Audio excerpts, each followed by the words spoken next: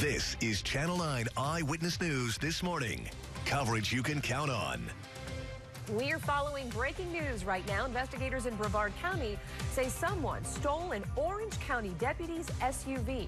And witnesses say the cruiser may have caused this crash into a home just a few blocks away. We're live with in-depth coverage at Eyewitness News this morning. And a new report says the I-4 Ultimate project is nearly 9 months behind schedule. We're asking state officials what put the project behind and what they're doing to get it back on track.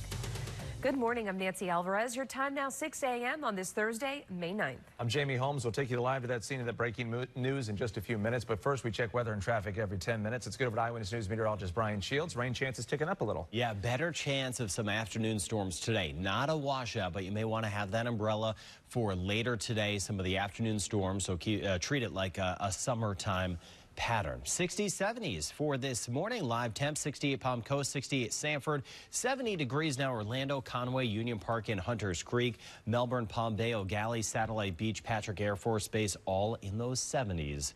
This morning. We're primarily dry, watching a couple showers generally off to the west of us and a few more sitting offshore.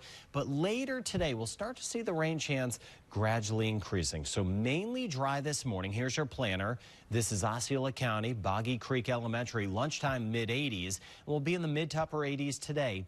But then from school bus pickup time right into the evening when you get out of work, we'll see that chance of some spotty showers and even some thunderstorms that will be around, favoring our southern section. So coming up, dressing the kids, we'll get more into that storm outlook. I want to show you how much rain you could get if you happen to get some rain, and then we'll get into the changes this weekend with a little front that is going to squeak in. We'll cover it all in just this half hour, so we're not wasting your time. Our time, it is 6:01. Checking the drive, Eyewitness News traffic anchor with Kelly's. And let's save you time for that drive, because I just got word of a new crash that Orange County Fire Rescue is working right at the border of Lake and Orange County. So it's right along Highway 50, just past the Turnpike interchange. So it's at Colonial Drive and Oakland Avenue. And Orange County Fire Rescue is there. FHP also reporting a roadblock. Sky Witness 9 now in the process of firing up from Orlando Executive Airport. So I'm going to see if I could send them there west to get a look at visual with this crash. It does not look like it is causing a delay, but as I mentioned, we want to save you time. So if it starts to cause any commute problems, leaving the Claremont area from the 27 interchange or leaving the Groveland area, headed in the direction toward the Turnpike, of course, I'll give you those updated drive times. Right now, not anticipating an issue. Getting you down to the Four Corners area, right at 27 and 192. Clear commute on 192 over toward I-4. No delays yet along I-4 and your typical hotspot by 27. Nancy. Well, we are continuing to follow this wild breaking news in Brevard County this morning. Brevard County officials say someone stole an Orange County deputy's cruiser. Yeah, they found that SUV at a strip mall on Dixon Boulevard. Investigators say that cruiser caused a Cadillac, though, to crash into a house just a few blocks away. Only Channel 9 has in-depth coverage this morning. Channel 9's Sarah Beth Ackerman is live at the house this morning. We're going to get started with Channel 9's Q McCrae, where we saw investigators walking around with dogs this morning. Yeah, Jamie, it's been a crazy one here in Brevard County, to say the least. Now, we are live right now behind a strip mall in Cocoa off of West Point and Dixon. And I know it doesn't look like much right now, but about an hour and 10 minutes ago, this is what it looked like. There was an Orange County Sheriff's Office cruiser here, as well as police from Rockledge and Cocoa and a wrecker. Why was this Orange County Sheriff's cruiser here? Well, according to Cocoa Police, it was stolen from somewhere in the Rockledge area, and whoever was behind the wheel decided to start chasing cars here in Cocoa. Several cars. One crashed into a house, and Sarah Beth Ackerman will talk more about that in just a second. But as for the person who was behind the wheel of that stolen police cruiser, they say he drove the vehicle here to this strip mall and then made a run for it. Police brought in a K-9 unit, a helicopter to try to search for this person. They eventually made an arrest, and that's the latest information we have about this situation. I am in contact with Yvonne Martinez, who is the public information officer for Cocoa Police. She's trying to get us more detailed information about the person they arrested, that person's name, and once we get it, we'll bring it to you as soon as possible. So that's the latest on this part of the story. Reporting live in Cocoa, I'm Q McCrae, Channel 9 Eyewitness News. So just blocks away, the suspect caused a car to crash into a home. Channel 9's Sarah Beth Ackerman live at that home now. And Sarah Beth, continuing our in-depth coverage here. And now we're hearing from the homeowners. And Nancy, we are hearing from the homeowners, and can you imagine you're sleeping in your home and then a car just ends up in the garage? That's exactly what happened to this homeowner. You can actually see that picture over there. That's where the garage door used to be. Obviously, there's a big hole in it right now. Now, obviously, what Q was saying about that stolen Orange County Sheriff Patrol vehicle was chasing other cars throughout the city, managed to smash into this home. So that's why we're doing in-depth coverage on this morning, because there's so many parts to this. Now, we're off of Greenwood Way in Cocoa. This is less than a mile away from where Q is located. We spoke with the family inside. They were saying that they were sleeping when the car smashed into the garage. Luckily, no one was injured when that car came barreling into the garage. But the husband told us that while they were inside the home, his wife happened to be sleeping in the garage at the time of the crash. Listen to what the homeowner had to say. Yeah, it's crazy. I say this is something I see on the news. Not to my place.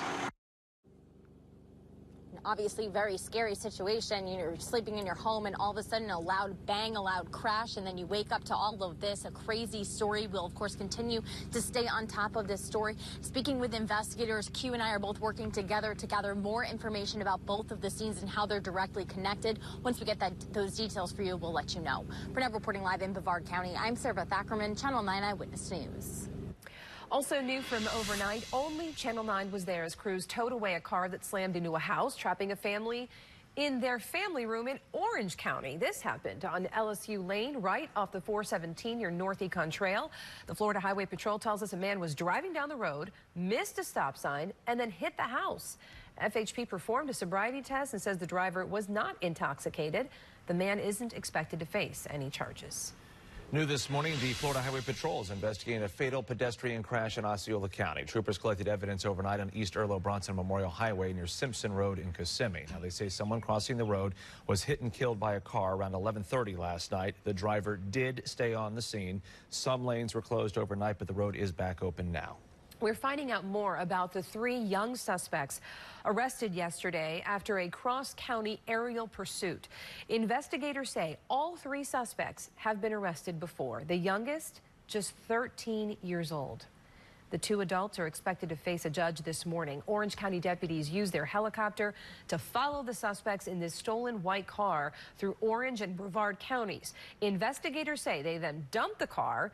Then the driver, 22-year-old Jacob Scott, took off on a stolen motorcycle. You see it right there. All 3 were eventually arrested. Court records show Scott was out on bond for allegedly stealing another car in February. I don't know what's going through Jacob's head because this is not him. He's actually a very good kid. The other 2 suspects are 13-year-old Kevin Dyer and 19-year-old Royal Cambio. Both have been arrested before too, but all those cases were dropped. All right, well, the contractor for the I-4 Ultimate project claims construction is roughly 9 months behind schedule. Eyewitness News traffic anchor Raquel Lacey here breaking down the new report that shows us why. Jamie and Nancy, that's 266 days behind schedule and roughly 20 days more than we had first reported in June last year. In this new report, the contractor lays out why it is running behind. So one of the reasons was because of that new bridge over Colonial Drive for I-4. Well, they had to delay the opening of this bridge because those cracks had appeared in the pier. Crews had to inspect them to make sure the bridge was safe before finally opening it in January earlier this year. The contractor also cited issues with something called drill shafts. Crews needed to figure out the right method to support piers for elevated roads and bridges. According to this report, crews had tried 3 different methods before finding one that worked. And while these trial and error periods are common in construction, it can put a project behind schedule.